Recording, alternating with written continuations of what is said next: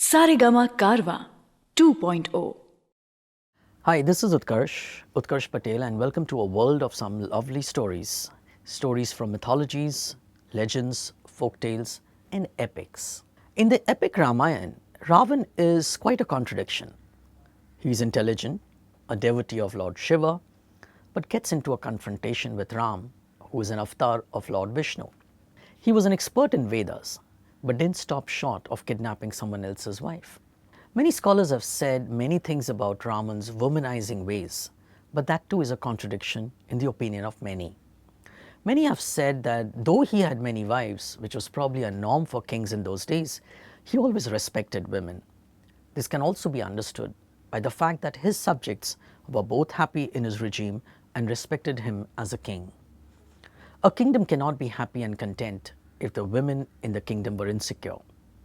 Besides, many felt that his kidnapping of Sita had less to do with his womanizing ways or lust for women than revenge for the wrongful mutilation of his beautiful sister Surpanakha.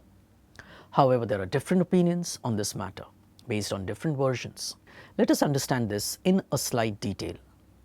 According to one version, a sage woman by the name of Vedavati was performing penance to propitiate Lord Vishnu and gain him as a husband.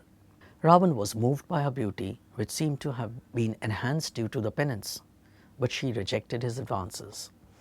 When Ravan tried to force himself on her, she is supposed to have ended her life by burning herself. Before dying, she had vowed to be the cause of his death in her next birth. Later, Vedavati is reborn as the first child of Ravan and Mandodari. It had already been prophesied that Mandodari's firstborn would be the cause of Ravan's death. On the birth of their daughter, she was ordered to be killed.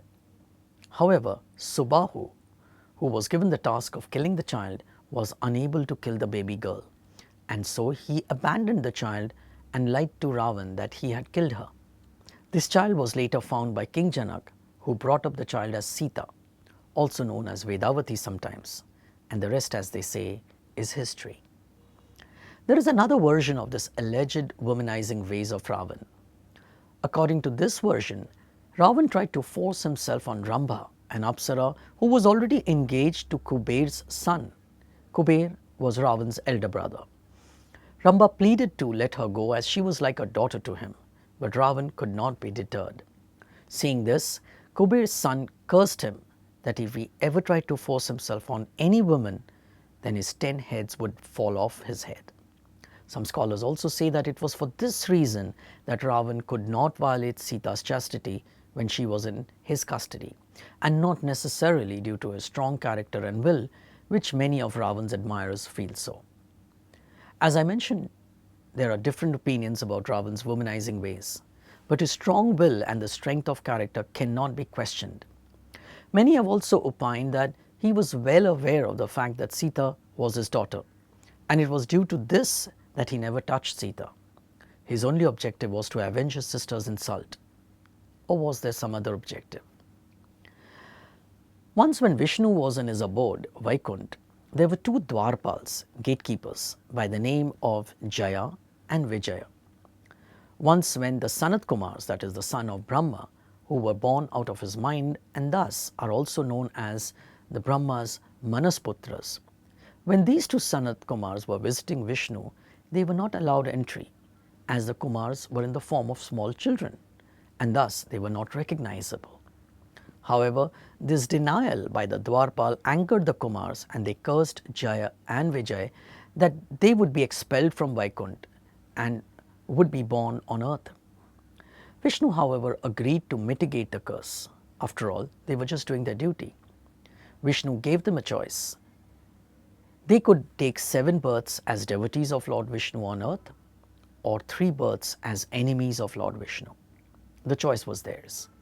Jaya and Vijaya chose the option of enemies, as this would bring them back to Vaikunt early and serve their Lord.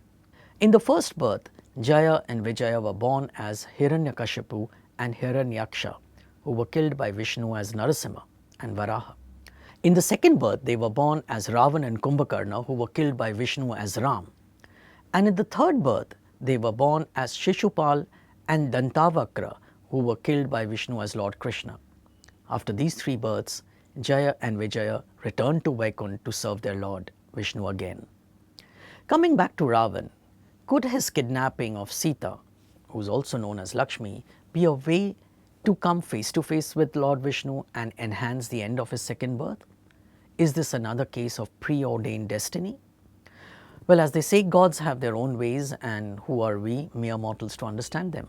Leela, as they often call it.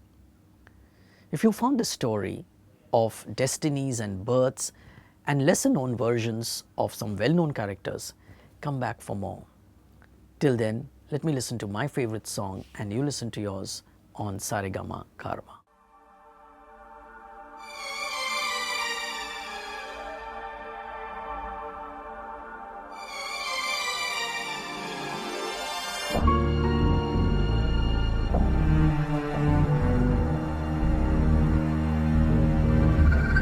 काला है तो काला होगा, मौत का ही मसाला होगा। चूना कत्था जिंदगी तो सुपारी जैसा छाला होगा। बाप ने जना नहीं तो पापियों ने पाला होगा। धूप से निकल गया था, भूख से निकाला होगा। भला बुरा, बुरा भला, खोटे पर सब खरा भला है यार।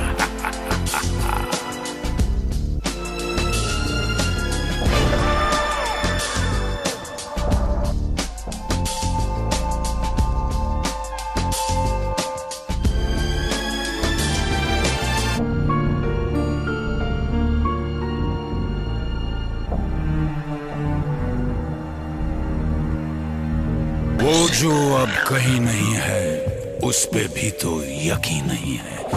रहता है जो फलक फलक पे, उसका घर भी जमीन नहीं है।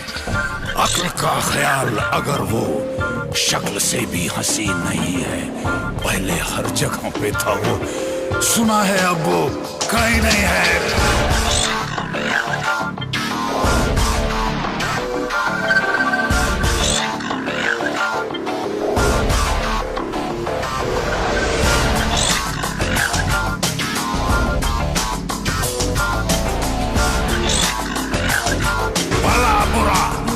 बुरा भला, खोटे पर सब खला भला है। भला बुरा, बुरा भला, खोटे पर सब खला भला। भला बुरा, बुरा भला, खोटे पर सब खला भला है।